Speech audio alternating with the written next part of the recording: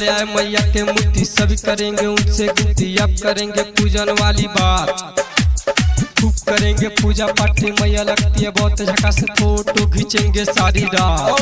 अपने अंदाज में आओ। चलो ले आए मैया के मूर्ति, सभी करेंगे उनसे गिनती। अब करेंगे पूजन वाली बात, खूब करेंगे पूजा पाठ। मैया लगती है बहुत झकास, फोटो खींचेंगे सारी रात। मूर्ति मूर्ति मूर्ति बेटिया से लाएंगे, 9 दिन डीजे बजाएंगे। मूर्ति बेटिया से लाएंगे, 9 दिन डीजे बजाएंगे।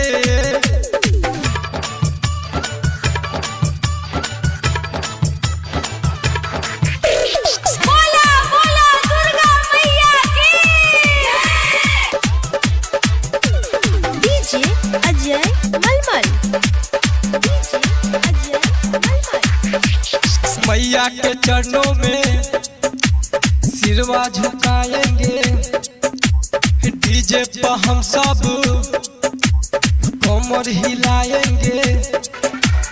मैया के चरणों में सिरवा झुकाएंगे, डीजे पर हम सब कमर हिलाएंगे।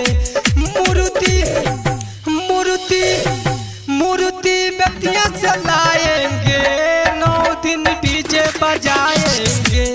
मूर्ति बेटिया से लाएंगे, 9 दिन डीजे बजाएंगे। बोला बोला काली मैया की जय।